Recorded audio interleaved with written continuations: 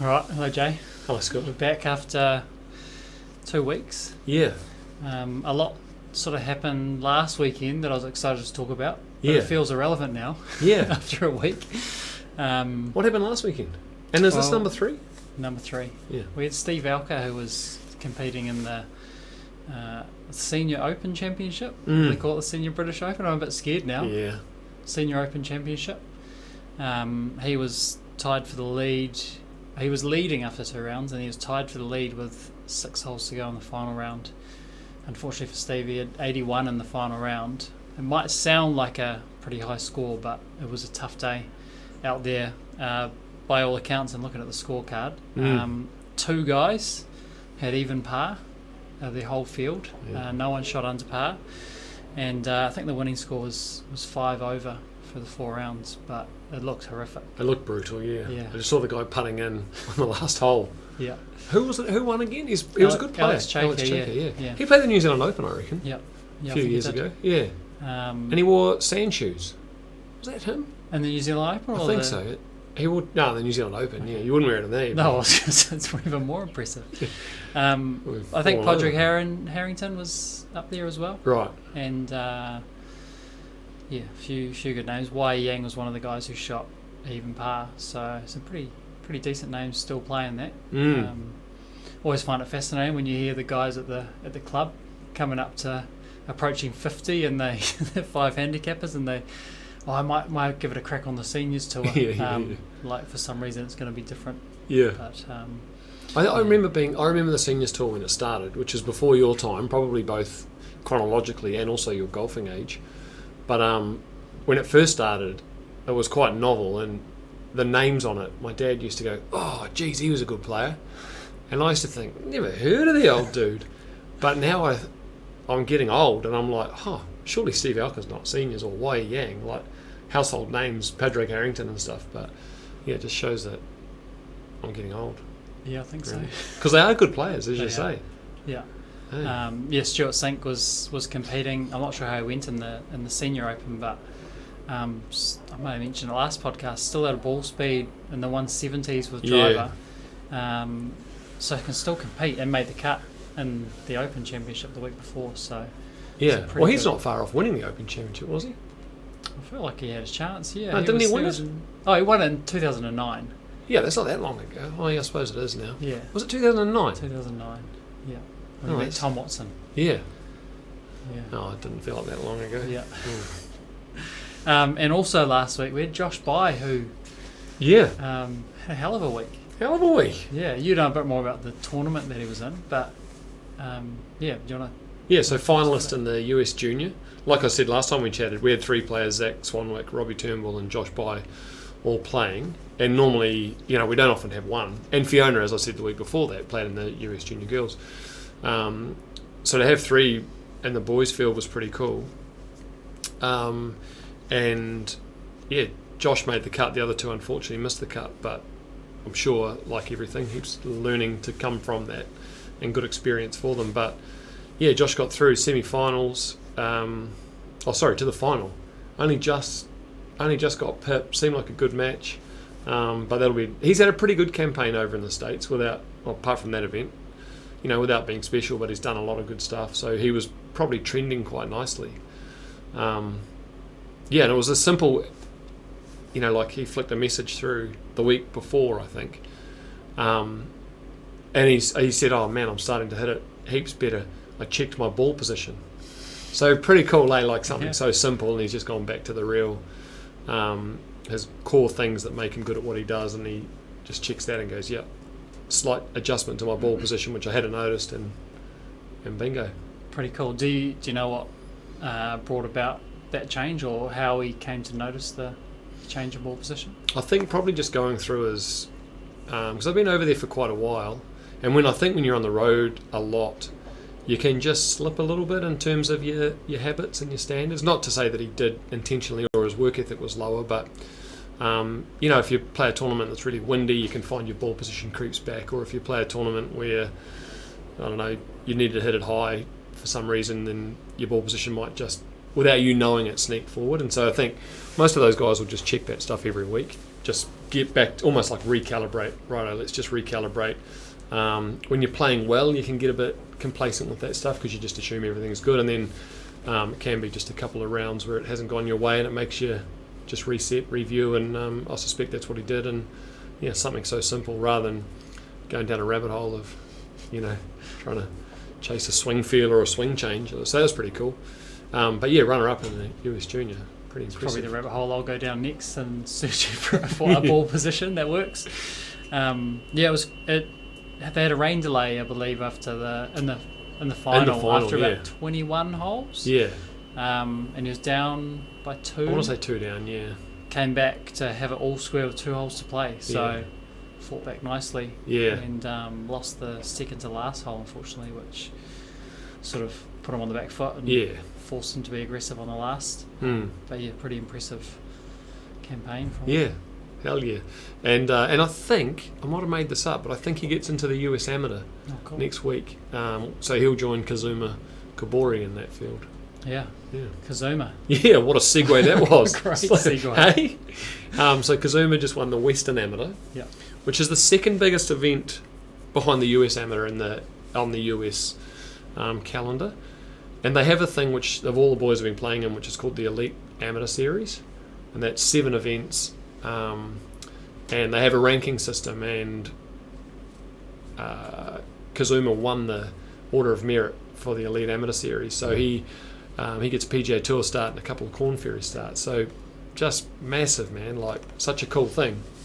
And I think what's probably more impressive is with 9 holes to go, how it works is you play 2 rounds, and they have a cut of 44 players. So the top 44 go through. So he made that pretty comfortably. Unfortunately, Jaden Ford and Sam Jones just missed out by a shot, both on that. And then the top 44 and ties play 2 more rounds, and then they take the top 16 and they go into match play. It's called the Sweet 16, and it's quite a big deal to make the Sweet 16 anyway. So that's quite cool in itself. And so with 9 holes to go, he was well outside the Sweet 16, and this came up on Friday in the office. We were following it, and you were giving us updates, and we thought there was no chance, but just 65 final round, so 8 under got in. 8 under got in a playoff actually, and Kazuma finished 9 under, and he finished from 12. He went birdie, par, birdie, birdie, par, birdie, birdie. So he's played those last 7 holes 5 under to make it by 1. And then pretty tight matches by all accounts in most of those rounds, except for I think the semi-final he might have won 6 and 5, which is probably quite nice because it's a big week. If you play 4 rounds, and that's 36 holes on that for the final 2 rounds. So and then 36 holes match play. So it's a big week. So to get that 6 and 5 win is probably quite nice, just to give him a bit of a breather before the final. But to win that, massive event. So cool. And his amateur record, man, is pretty impressive. So he won the Australian Amateur at the start of the year. He won the New Zealand PGA, which is a pro event. What year did he win that? 2018? 2018, yeah. Is it Pegasus, eh? And he must have only been 18 or 17 at the time. Yeah. Shot 22 under to win that. So, just massively impressive. As you know, I've been going through a bit of his data. Well, even just while you're looking at the data there, even the message, so you, as the national coach, you have quite a lot to do with him. You sent him a message saying congratulations, well played for that one, and just came back and said, what did he say? I don't know.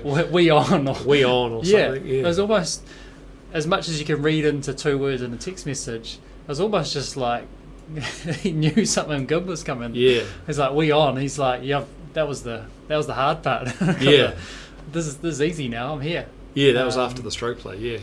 So even just as much as you can read into 2 words in a text message, we on, like, man, this guy knows what he's doing, and he's into it. So pretty much for the last 12 months, he's had a scoring average of 69.23. And this isn't playing Royal Tauranga every Saturday. No, this is playing in events. I think against some of the best amateurs in the world. Yeah, the only exactly. There's only like 4 of those 20 events are in New Zealand. The rest of them are either overseas or pro events, or both. So 69.15, he's had 2 wins, 9 top 10s, 63 is his best round. And in that time, 56% of his rounds have been in the 60s. So that's pretty impressive. And only 10% have been over 73. Wow. So that is incredibly impressive, because that is, how many, I'll quickly do the math, 73 rounds of golf. 73 rounds. So only 7 times he's shot over 73. Yeah. It's pretty impressive. It's a hell of a, but he's a good player. And it was cool. Dan Hillier sent a message saying, that's cool to see Kazuma, and I suspect that those two will be playing in the similar sort of events in the coming years. So coming up for Kazuma, he's got the Eisenhower, which is how far away? End of October. Mid to late October. But he did get his Australia. He went to Aussie Q School at the beginning of the year and he won that. Yeah, and won it. Earned himself a card there, but turned down the opportunity to turn professional. No, so all he did is he deferred it. Sorry. Okay. So I'm not sure what will happen with these events in the States that he gets because of that Elite Series. Because sometimes some of those exemptions, if you turn pro, you renege the opportunities. So, but I'm not sure what the case is for him. But if he and look, it's not for me to say, but I wonder whether you'd keep those opportunities, right? Because playing in a PGA Tour field, even as an amateur, you get heaps of coverage. But anyway, as it stands, or prior to him going away, the plan was to play Eisenhower should he be selected, which you'd have to think he's a good chance. If it wasn't in the picture, that's it'd probably an easier job than Ian Foster had today. And then the Asian Amateur, which is the next event at Royal Melbourne. So the Eisenhower squad will go straight from Abu Dhabi to Royal Melbourne to play in that. And the winner of that gets a start in the Masters, the Open Championship. So that's conditional on staying amateur, those ones? That is conditional on staying amateur, So in that case, he would stay amateur, I would imagine. Again, not speaking for him, but the opportunity to play at Augusta as an amateur and also the Open Championship. And he genuinely, as he's proven, he genuinely could win that event. So cool thing with Kazuma is he's only a little dude, and the game, as you know, has changed into being a real power game. But man, his precision is through the roof, and fortunate enough to go through his data, and it is impressive. He's not long, but he's pretty efficient. So he's not fast, I'd say, but he's pretty efficient. He still gets it out there far enough. But we played the Asian Amateur in China. Again, I'm average with years. Pre-COVID, actually, so it must have been 2019. And let's say the winner shot 15 under, which is pretty standard nowadays. And if you look at his average of 69, if that's 4 under, well, that's 16 under. And that's just his average, let alone having a good week. But anyway, we're playing in China, and if the winner was 15 under, I don't know what they were, but he was about even par. And we're on the putting green after the final round. He was just doing a little bit of work, and he said, I'm not good enough yet. He said, that's as good as I need to get better, because that's as good as I've got, which I thought was really honest and mature for a young guy. Because a lot of them will go, oh no, I just didn't play very well. Yeah. But he actually just went, no, I'm not good enough. I need to get better, but this has shown me where the gaps are. Yep. And he's a hard worker. He's a smart kid. He asks a lot of questions. So it's really cool to see that progression. And at times for him it probably feels like a slow burn, but he works really hard on his body. Does all the right stuff with practice. Asks good questions. So yeah, it's just bloody cool to see. I'm glad you brought up the data. If you were to pick a team of 4, one person to play your tee shots, one person to play approach shots from outside 1 outside 120 metres, let's say. Yeah. One person to play inside 120 to the green, one person to putt. You had to pick Kazuma. Which category are you picking him? Putting's the obvious one. He's an outstanding putter, but his actual approach play is incredible as well. I would pick putting because his data is through the roof. But yeah, his approach play would be almost equally as good as his putting. Yep. I could quantify that, but don't know where my phone is. Nice. And the other thing, he's got his name on a trophy. Hey, that Tiger Woods and Phil Mickelson are on. He does. Yeah, it's a pretty impressive group of names if you look back in the history of golf. Anyone that has any trophy that has Tiger's name on it is a nice one to be. Yeah.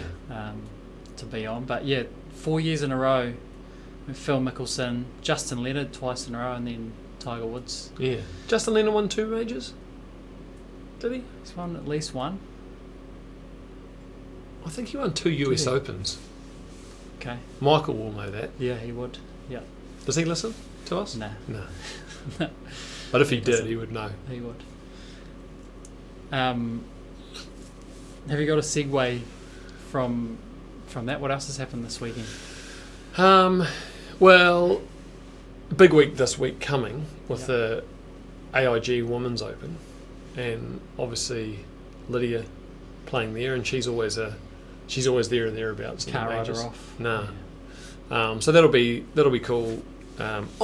Actually, have we gone through our sweepstake? I think we did. Yeah, Did we we? did. We did. But let's. we haven't talked about this outside of the office. But one thing that's kept me in a good mood since the sweepstake. Now I know you did win the sweepstake, but I feel like the real winner here. Mike was away one day, and we had to pay for our sweepstake. And I looked at my wallet. I didn't have any money. I think I played a poker tournament the night before and came away empty-handed. So I went and photocopied a $10 note and cut it out nicely. It was a quite slightly worn $10 note, so when it came printed out, it had all the same markings. It looked slightly worn and creased up. So only printed on one side. I just put that face up in the box, and someone came in and needed change, so they put $20 in and took $10 out, and all the other monies accounted for. So there's a mystery of a missing $10 note. That was a paper $10 note, and that's kept me amused. Yeah. We haven't heard where it's got to. We haven't heard any stories. We know who's got it. We know who's got it. I don't think he listens, so it's no, okay. he doesn't listen. I guess what we're waiting for is the embarrassment of I went to pay for a cinnamon scroll and used $10 cash. It was a paper $10 note. So that's really made my week. Yeah. I feel like the real winner. You do, except Mike being the Scotsman, he has noted that you haven't actually paid yet. Yeah. Because that's of that. okay. And he brings it up most days. That's okay. Yeah. All the money was accounted for. You got your winnings, so I did. You're happy. You don't feel ripped off. Yeah. But yeah, that's kept me amused for a while. I'm glad you brought up the sweepstake. That is funny. Yeah. The next bit, as you say, the next bit of humour, but it's probably already been found and just too embarrassed. Too embarrassed to say. Too embarrassed. But anyway, that's that's kept me amused. But Walton Heath for the AIG Women's Open. I don't think it's the British Open. I think it's the Women's Open. Okay. Take your word for it. Yeah. Mike doesn't listen, so we can say the British true. Open. It's fine. I got a mate who's a greenkeeper there. He was working at Walton Heath. At Walton Heath. He was or is? He was at Titirangi, and was looking to sort of further his career and get some experience. He was only at Titirangi for I want to say 3 or 4 years, and got an opportunity to go to Walton Heath. He must have been there 18 months or so now. So I asked him what the course was looking like, and he said unfortunately it's been pretty wet, so they can't get it hard and fast like they would like to, so the scores might be a little lower than what you would expect from a typical Open Championship.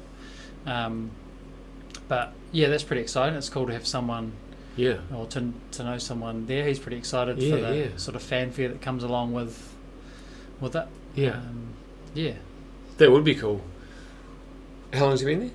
Oh, I want to say about 18 months. Right. Yeah. Yeah. Yeah, no, it'll be epic, I reckon. And I hope Lydia gets up. Would be cool. It's getting harder now, obviously. I mean, everyone always says that, don't they? But feels like in the women's game, there's a whole lot of them that are really good and can win. I mean, it's probably always been like that. I suppose maybe paid more attention since Lydia's been killing it. But the hard thing with golf, as we both know, you can't peak for it. You know, it's not like you can go to the gym and just lift more and do some sort of tapering or periodization or whatever they do and know scientifically that I'm pretty much going to peak.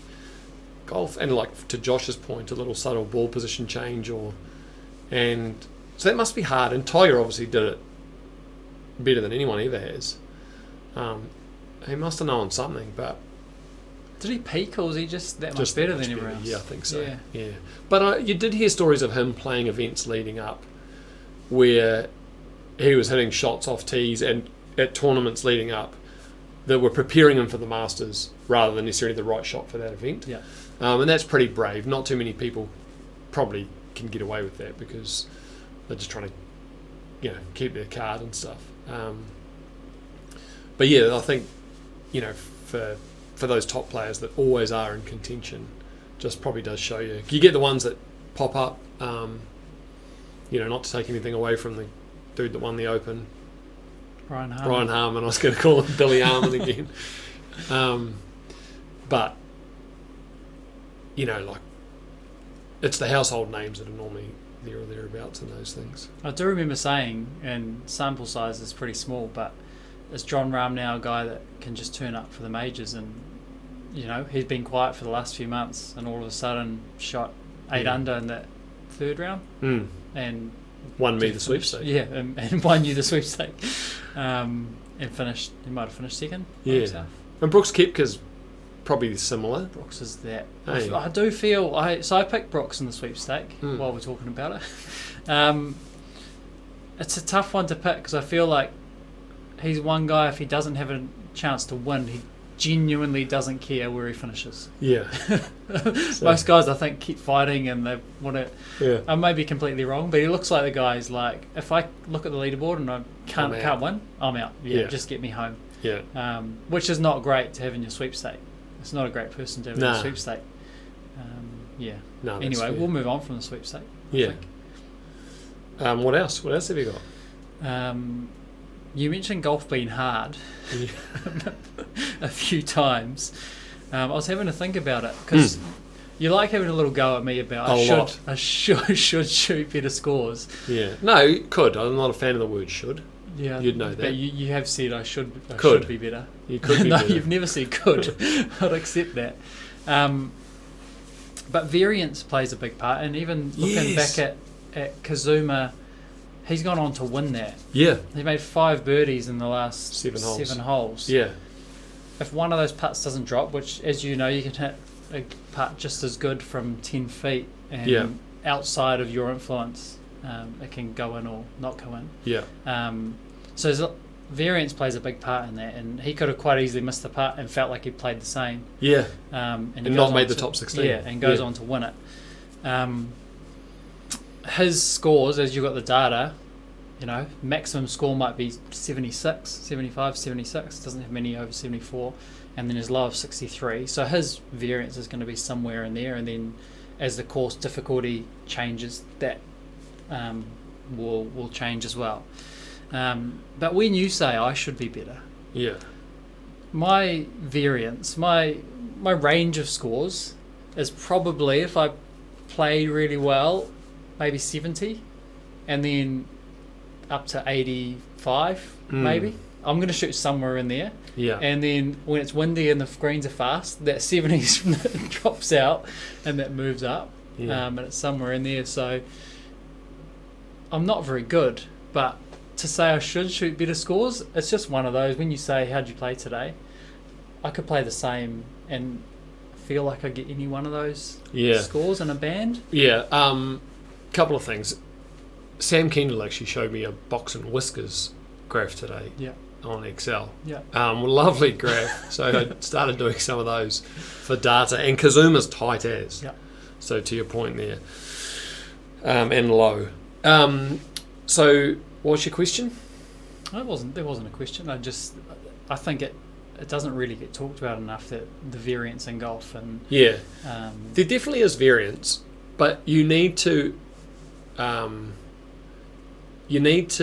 allow for the variance, which you don't do. If I can speak freely, you don't do a particularly good job of allowing for the variance. You're lovely to play with because funny shit happens to you. It feels unlucky to you, but I think it's just you push that variance boundary far enough that soon enough shit's going to happen in terms of decision making. Yeah. And then when it does, which I find a massive irony, because you love poker and you're good at poker. If we overlaid the decision making process from the way you play golf into you playing poker, you would watch yourself going, oh my God, I want to play poker against that guy because he's an actual idiot. You'd have a pair of threes and you'd be like, man, I'm all in. I'm going, because chances are there's going to be 3 aces and I'm going to flip here and this is going to be gold.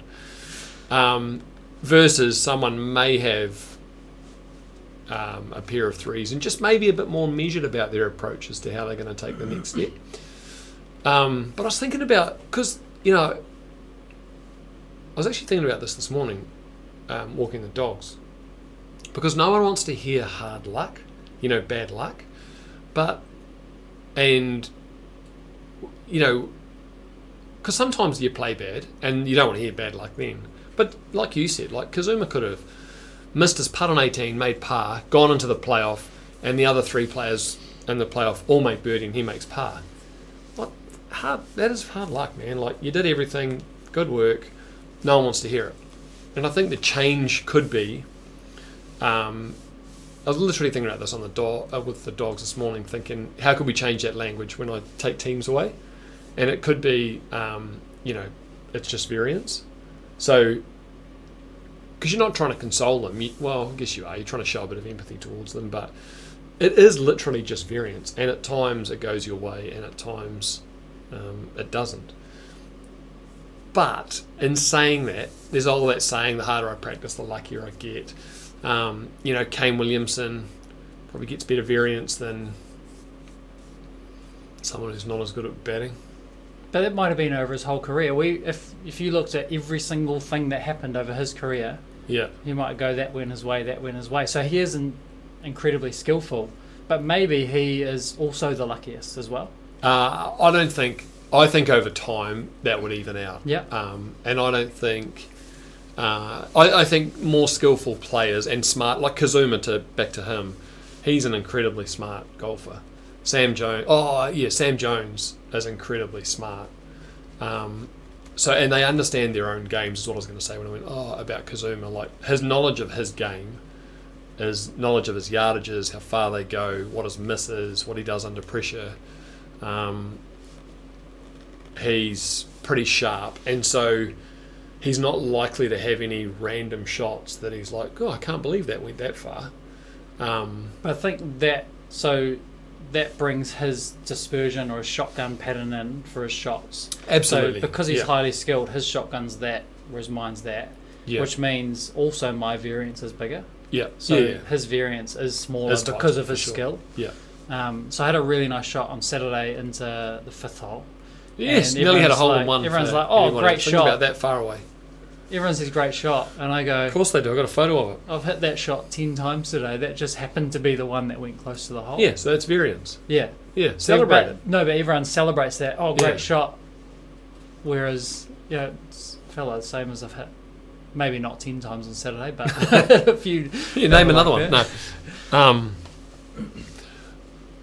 Like, if we're going to talk about Saturday in your golf, and you brought it up, so the 6th hole, pins back left for those that don't know Royal Tauranga. The greens are quite quick at the moment. Should we start from the tee? No. I made 5. I topped it off 6.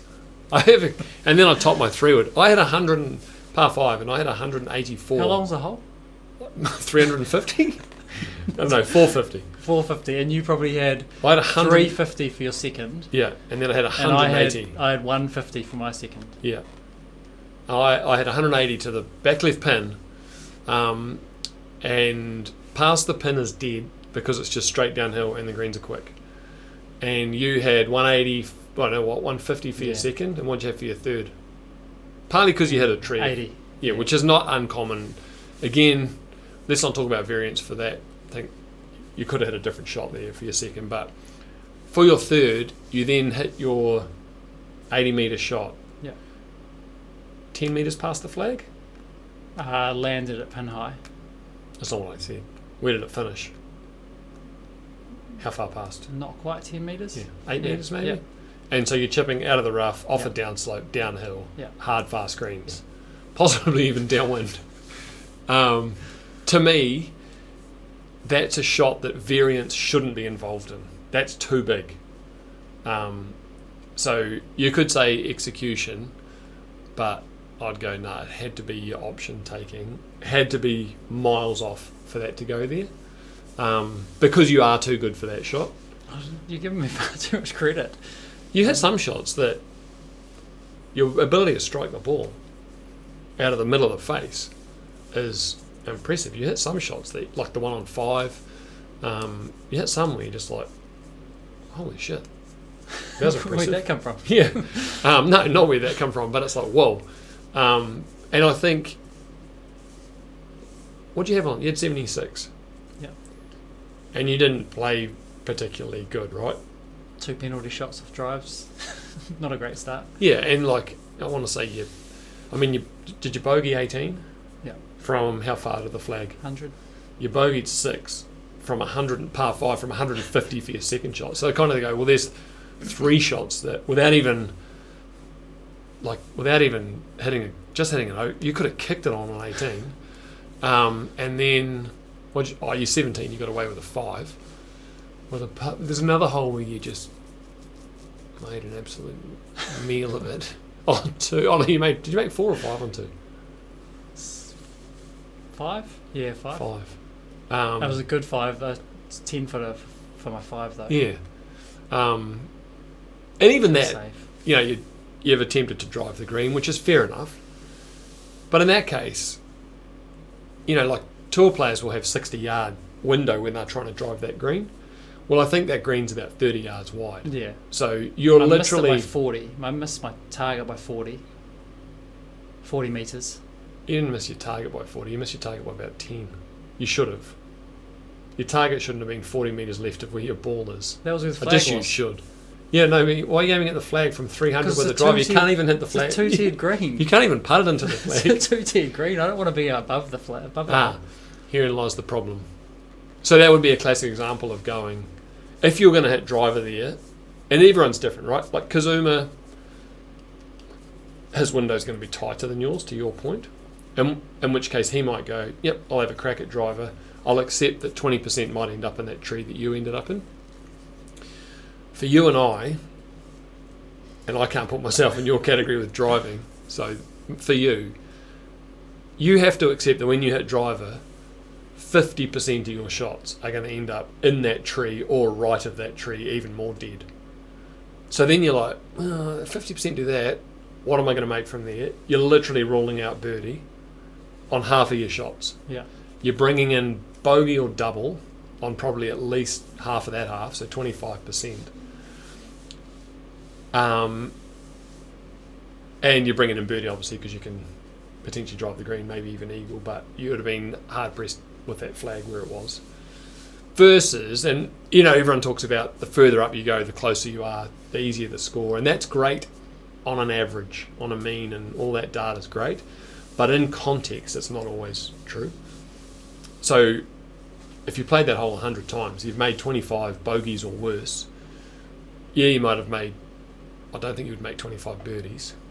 Hit it to the bottom of the hill, full wedge up, or full gap wedge up the hill, and you're not going to make many bogeys. you maybe not make as many birdies, but birdies are less valuable than bogeys are penal. So the goal of golf should be less bogeys, not more birdies. How many birdies did you have? 4. 4, which I think is PGA Tour average, eh? Or maybe they're 3 point something. But they're averaging 76. And their average isn't however many bogeys and stuff you had. And hardly any of your bogeys. I mean, you had some variance issues on 11. Yeah. You had to take a penalty shot. And you were literally, once you had to take that penalty shot, you're bringing double into play. So that is what it is. Did you bogey 12? Yeah, 3 putted 12. Yeah. From a decision, from the back fringe. Yeah. Yeah. You shouldn't have been. Shouldn't have been long. Shouldn't have been putting from there. So there you kind of go. You've given one shot away not through skill. Yeah. Well, there's decision making is a skill. Yeah, absolutely. So, yeah, not a striking skill. Yeah. 13, you chipped from. You were 5 metres short of the green and 9 metres from the pin. I had a 10 metre chip and I chipped it 25 feet past. metres. Oh, yeah, because it went miles past the pin. And then you 3-putted. Yeah. You need to give yourself an uppercut for that one. Chipped it on the next. That was lovely. Don't need to go through every shot, but no. But you can see there's not many of them are because of bad strikes. They're just like brain implosions,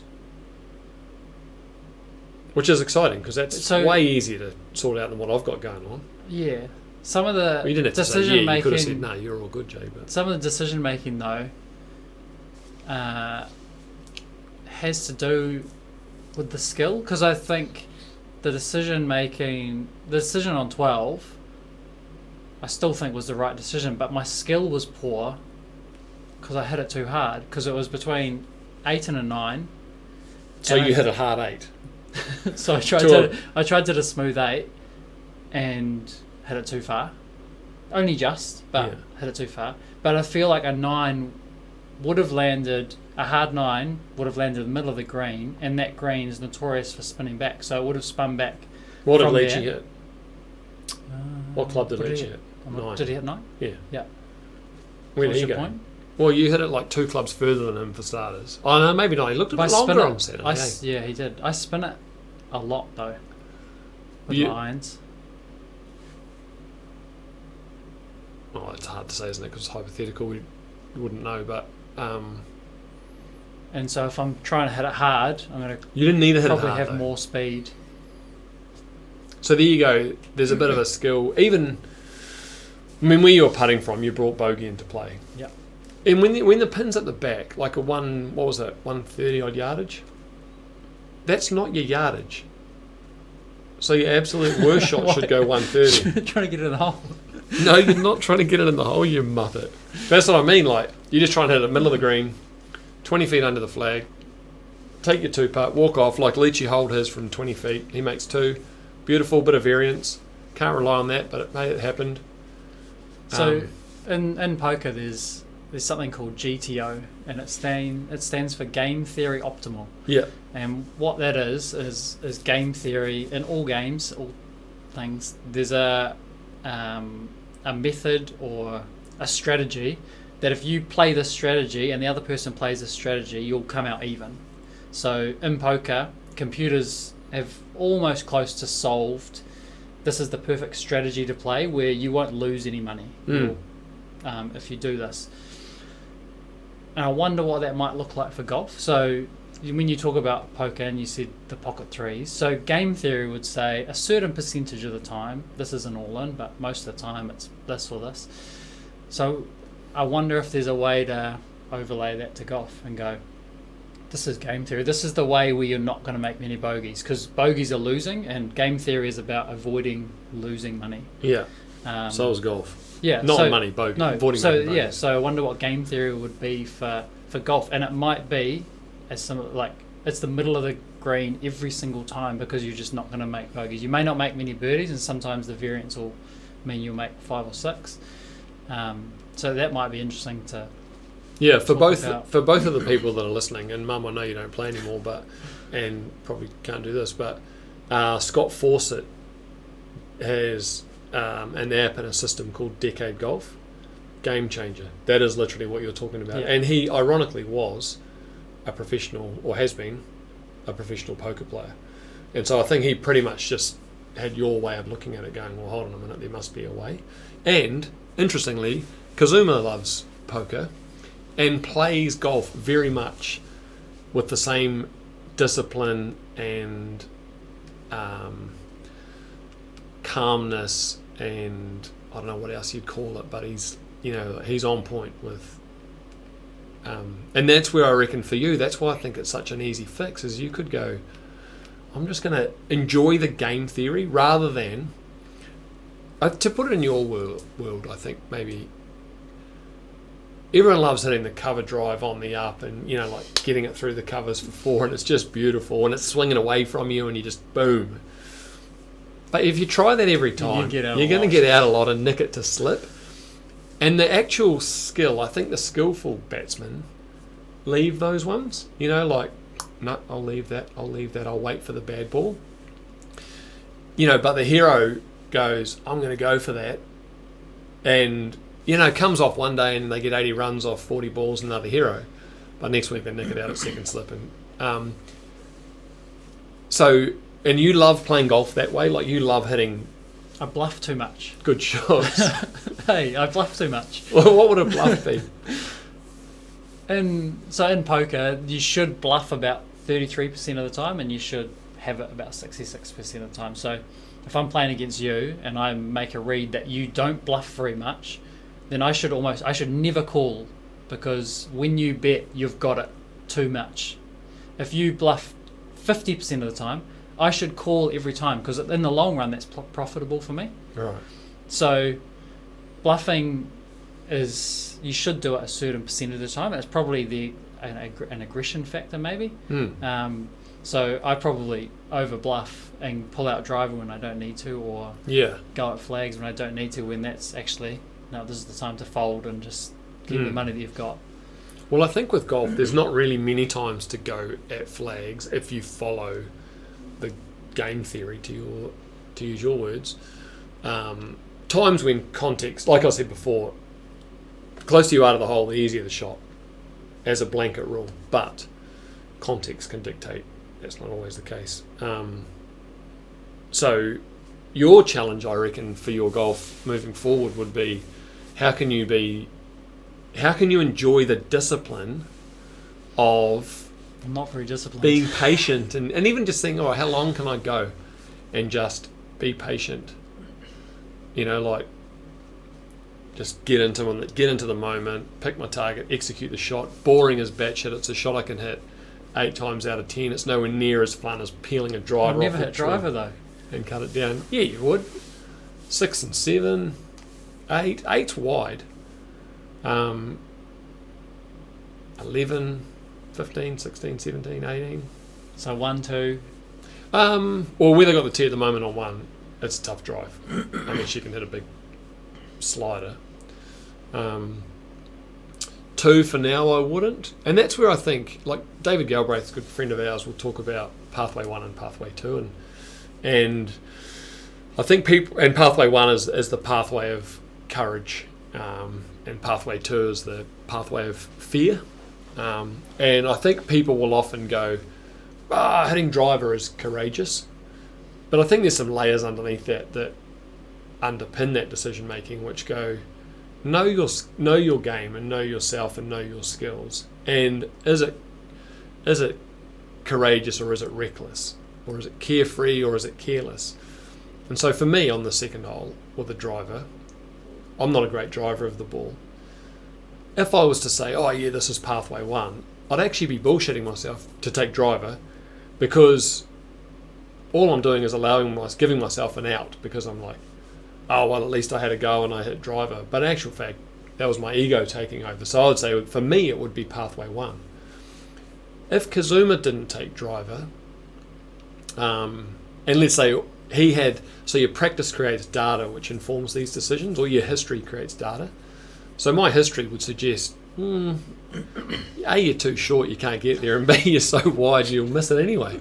So if I took driver, like you might go, pussy, have a go, hit driver, but it's actually it's just my ego. You're trying to have a crack at my ego there. The discipline is to hit it. So for me, pathway 1 is layup, wedge it on.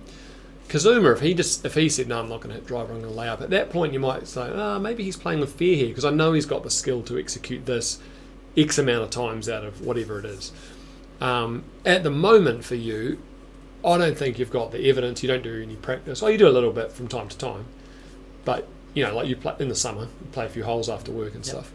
But you don't have any evidence to say this is a go for me. And sometimes you go, I don't have any evidence, but man, I'm feeling good today. I'm driving it well. I'm having fun. I'm going to have a go. But that's where I want you to really look deep into your heart and go, am I really doing this, or am I giving myself an out? Because I do it. I'll hit driver from time to time. Oh yeah, but I've got to get better at that. But I think it just gives me an excuse. So for you at the moment, if I was going to be honest, I'd go, no, I don't think it is a driver on 2, because your game theory, I don't think, would be optimised by hitting driver.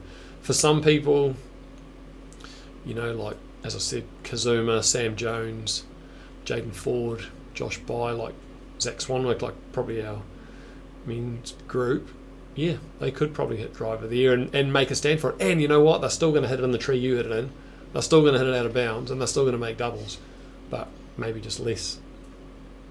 Got on a bit of a rant there, sorry. It's okay. I'm excited about your... in fact, if I had my phone, I've already done a bit of a plan for you on Saturday. Have you? Yeah. It's I've taken screenshots on my phone. Are you going to share it now or not? Well, do you want to see it? Come on. Well, yeah. I'm not sure anyone else does, but No. selfishly I will. It could be...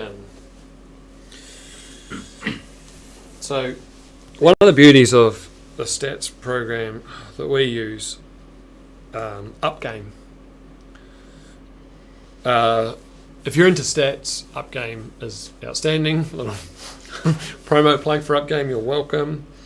So that's where I want you to hit it on 1. Well, actually, there. Yeah. 201 off the tee, it'll leave you 89 in. Number 2, to have 30 metres left of the target, so you need 60, remember, or 60 yards, 65 yards. Either side. 30 either I was going to side. say, I have the ability to hit 120. Yeah, that's 30. Yeah. So that's half of your shot going into that. Yeah. That's why I was saying, like, that's just a no-brainer at the moment. And there's the other 30, so that's where 50% of your shots are going to be in there. All right. Number 3, that was what I suggested to do. Number 3, straight over, because you have got that space down there. And the interesting one for me, without being too boring for everybody, and then 7, just some different layups depending on where the pin is. And then interesting one for me was 8, how wide that fairway actually is. Doesn't feel wide. No, it doesn't feel wide, but I think because you're pinched by those trees. Yeah. So for your game on Saturday, that's where I'd love you to go, righto, I'm going to be disciplined with my plan here. Commit to the shot. That's it. Have a plan and commit. Anything after that, now we're talking about variance. But the better you do that and have some blanket rules in play, the better you do that, you'll walk off. If you've ever played with anyone where you're like, man, they just had 60, I had 75 and they had 68, and I hit it better than them all day, but they've beaten me by 7 and they've hardly looked like they've hit a good shot. Yep. So yeah, and it's frustrating, right? Every time I play with you. Except I don't shoot 68, but I do hit it shitter than you. But all that is just the minimising of mistakes. And it's obviously golfing age. I've played a lot longer than you have, so... and I think in many ways, like most sports, sometimes it's like the curse of the skill. Do you know, like Mark Richardson is a batsman. Like, he's a great opening batsman, but he only had 3 shots. You know what I mean? Yeah. But in many ways, that was his biggest asset. And you can see that with golfers who, they've got such a funky swing, they can only hit one shape, but they know that it's a fade every time or it's a draw every time. And they don't try and do anything that they can't do. Whereas someone with high skill, like yourself, I'll try and hit a high cut, or I'll try and hit a high draw, or I'll try and hit a low cut, I'll try and hit it around the tree. Whereas, the less skilled players, which is most of us, just have to go, can't do that. So therefore, what's the smart play? So I'm genuinely quite excited about Saturday for you. So last one, it's not luckily we don't have any viewers because I would have stopped watching by now. But on 10, our last hole on Saturday. Yeah. You can ask about your tee shot. Yeah. So my tee shot, I set up as far right on the tee block as I could. Yeah. And I was going to try and hit my little sort of straightish fade. Yeah. To try to hit. And I couldn't because the tree was overhanging where I wanted to start it. Yeah, that's right. So I was either going to hit 4 or 5 iron off the tee and hit that. But I thought, no, I'll just try and hit a big hook. So you're saying don't do that? Definitely don't do that. I wouldn't mind you having a crack at the green on 10. So there's the data on 10. Yep. Your same thing. You've got that acceptance that it's only a 30-metre gap. The thing with 10 is you can hit it on that green. So it's a good reward. And if you miss it right, it genuinely... You're only 20% in those trees. Yeah. It genuinely has a chance of running down here. And Yeah. it's a hard second shot, but it's not the end of the world. So I wouldn't be against 10 hitting driver. But not when you have to try and fucking hit a big hook around a tree. Well, it wasn't didn't have to hit a big hook. No, I didn't have to hit a big hook, but I started further right to try and take the out of bounds out of play. Yeah. I think off the other tee block. But that would be one where you go, that's where you go, the rules. Dan Hillier has a great saying about stuff like that. Like, it's a rule, it's a tool, not a rule. So, like Decade would absolutely maybe say, do this. Whereas, no, let's say you're not feeling great, you get to 9. Sounds like I need rules though, not tools. Well, Dreyfus model. No, but, let's say you get to 9 and you go, oh, I haven't driven it that well, I've missed it on last couple. Then maybe just, today's not your day. So grab your 4 iron, pump it down the middle, wedge it on the green, lay up, hit it on. Or conversely, you go, no, I feel good today, I'm driving. Just try and make those decisions unemotionally and go, what data have I got to suggest it? Yep, cool, all right, well then I'm going to have a crack. And that's the bit where, as to Dan's point, it's a tool, not a rule. But for me, it's about making those decisions prior to hitting that shot that you can actually go, yep, this is the right shot.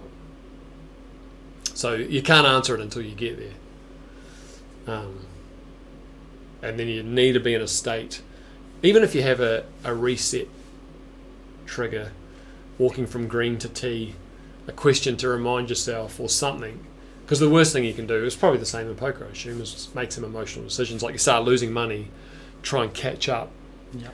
Greg Turner came and spoke to our academy once, and he said, around that aiming away from pins bit, he said the problem is with golfers is, on the days they're on, they're like, oh, I'm on today, I'm going to go at this flag. And, like you kind of go, no, stick to your systems because you're 4 under because you've been doing these systems. You're not 4 under because you're all of a sudden flushing it. And then he said, but the flip side is they'll be 4 over through 6 and go, oh, I've got to go at the flags because I need to make up shots. So it's a neither way are right. On the days when you're 4 over, he was saying, man, aim further away from the flags because you're not hitting it where you want to hit it. Yeah. And I think we talked about it today in the office, and I thought about it afterwards, like, should do a poll question on Instagram when was Tiger Woods' last hole in one. Yeah. So I was going to bring it up, but we already talked about it. Bring it up. Yeah, well, you know the answer now. Yeah, I know, but good conversation. Yeah, when was Tiger's last hole in one? Yeah, when was it? PGA Tour, 1999. 1999. Yeah. And how many had he had before that? I think he's at 17. Is Yeah. he 17? Not on the PGA Tour, but career hole in one. Yeah. Holes in one. So if you think about that, you go, so he hasn't had one, what does he say? I haven't had one this millennium. Yeah. I think more people will be on YouTube than, will be on Instagram and watch. Yeah. And they, as you said, they would have been bored batshit by now, so they've already left. So they won't know the answer. But if you think about that and you go, well, he hasn't had one this millennium. Hasn't had one since 99. Prior to 99, he'd had 15, I think, didn't he say, prior to that? Something like that, yeah. So you kind of go, as a junior and as a young player, he was probably reckless and going at flags. 15 hole-in-ones, wicked, best player on the planet. But equally, he's aimed at 18 every single time he's played. Yeah. So to only get 15, not only, I've only had one in my life. And then since then, so you think, he must aim away from flags. And he has a saying that he plays aggressively to conservative targets, which is what you need to do. You need I to used be to have like a little. Tiger. I used to have a little. Is it acronym when you turn the first letter of a word into a word itself? Was class. So conservative line, aggressive swing. Oh, that's so good. I used to have that, That's classy. but not anymore. Why not? Aggressive line, more aggressive swing. Yeah. Yeah. Yeah, that is good though. Did you come up with that? I think so. Yeah. Yeah, I don't remember. Yeah, I don't remember. A while ago. That's good. What else? I think that might be it. Probably wrap it up. Yeah. I had a little play on TrackMan last week. Yeah. And used a cool tool on there, which is called Tracy. It's an AI model to help you get better using TrackMan. Thought we said we were wrapping it up. Yeah. Yeah. So this might be a nerdy episode to dig into that, because you talked about the skill, and this pointed out something blaringly obvious. And the 2 times I did it, it brought up the same thing. Was a striker all over the face. So it's hard to be consistent if you're striking it everywhere. Yeah. So maybe the variance for me is those shots I hit long, I actually get them right out of the middle. So I can still take that out of it. I've got to take that out, but maybe it just happened that if I hit it out of the toe like I normally do, that'd be just fine. Yeah. What you could do with your practice is practice hitting it out of the toe, practice hitting it out of the heel, practice hitting it out of the middle. I hit it out of the heel a lot. So, but when you practice, try and shift it around the face. Yeah. I think the temptation is to try and hit it out of the middle all the time. But if you can get better at hitting it all over the face, like you already are clearly skilled at, but doing it with intent, that'll improve your ball striking through the roof and your ability to find the centre of the face anyway. All right. We reached out to George Wardell, and he's quite keen to do... He won another comp, didn't he? Yeah. Yeah. 2 in a row, 2 months in a row. He got called out by his Aussie mate saying I pipped him. Yeah. And there wasn't long left in the comp, and George stepped up and hit one past him. 418 yards, was it? Yeah, I think so. Yeah. My drive on 6, he would have had me by 378 yards. Yeah. Yeah. But your drive wasn't great. I made It's not your best effort. Yeah, it wasn't my best. But anyway, he's going to do a long drive session in here while we do a podcast. So it'll be live. George Wardell, long drive extraordinaire. Do I need headphones? It's quite loud, the racket he makes. Yeah, well, that was one comment he did make, actually, that going through the mic, but that's probably a technical thing that we'll have to work out. To figure out. We could just mute every time he goes to hit, maybe. Is that how that works? I don't know. It's exciting, though. Yeah, it is exciting. We can have a play with that. So, yeah, George do a long drive, and we could even have a session with you on Tracy. Yeah. Okay. Isn't Tracy your sister? Yeah. Oh, no.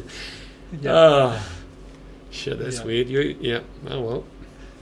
Cool. Ding, ding, ding, ding. George is from Geraldine, too. I don't know how that segued. Sorry, George. All right. All right. Done? Done. Cool. Thank you, Thanks. Scott.